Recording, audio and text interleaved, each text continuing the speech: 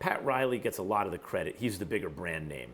And he's one of the all-time great coaches, and he's one of the all-time great team presidents, obviously. And if the Dolans were 1,000 times smarter than they were at the time, they would have cut Pat Riley in for a little piece of the business, and he'd be in New York, and the Knicks would have had a glorious history these last several decades. But instead, he went down to Miami, where they gave him a piece of the team, and now the Heat are the ones with not only the history, but the present and the future.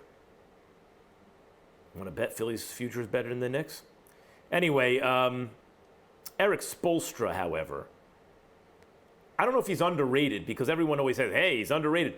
But it's not a slight against Spoelstra that Riley is this huge kind of figure, and everyone's in his shadow who's not a player in that organization, including Spoelstra. But Spoelstra's a multiple-time championship coach. And even when he didn't have that kind of talent, look how his team plays. Look at the effort they put in. Here's the head coach himself, Erik Spoelstra, on having Jimmy Butler for big moments. Yeah, I mean, obviously,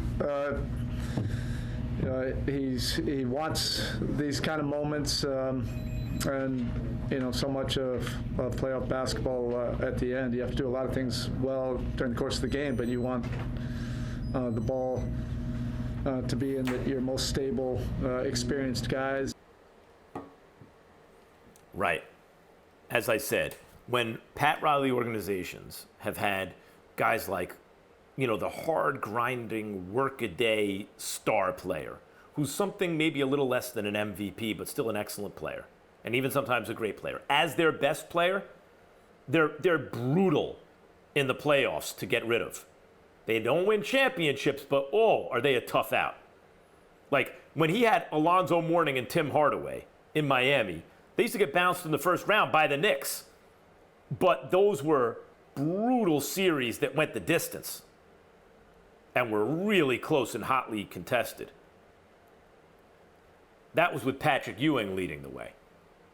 Sorry, that was with Alonzo Mourning leading the way.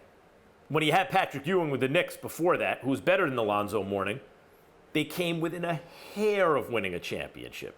People forget. I mean, Olajuwon, when Jordan took a little hiatus, Olajuwon was the best player in the game and won back-to-back championships. And even though he's not the greatest center of all time, I think most basketball heads you talk to, if they're actually, say, construct your perfect team, Olajuwon's your center.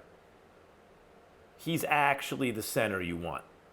And even later in his career, his one weakness, which was as a passer, he became a very good passer later in his career.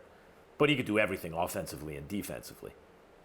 And so they lost to that team. But Game 6, Starks had a look, and Olajuwon got his fingertip on the ball. Forget about Game 7 when Starks missed all those shots.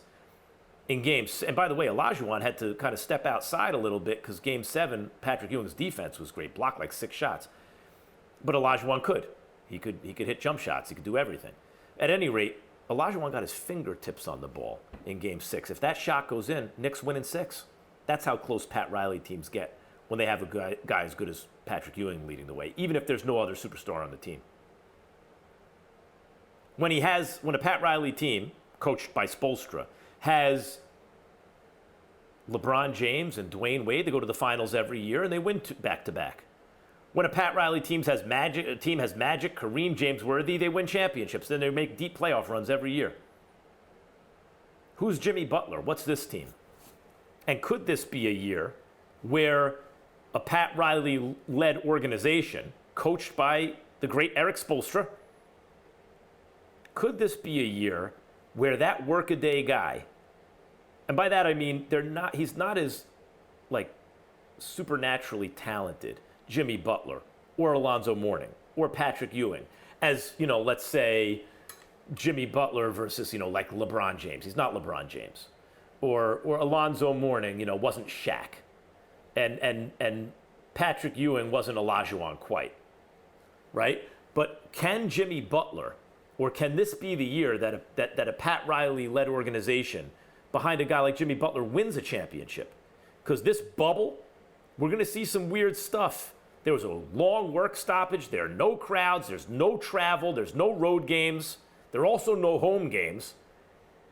We thought we'd see some funky stuff so far. We have 2 Game 7s in the first round, and the Heat have yet to lose a playoff game. Can this be the year that Pat Riley wins it all without a Dwayne Wade in his prime, Shaq while he's still great combination, without a big three, without Kareem and Magic? It might be.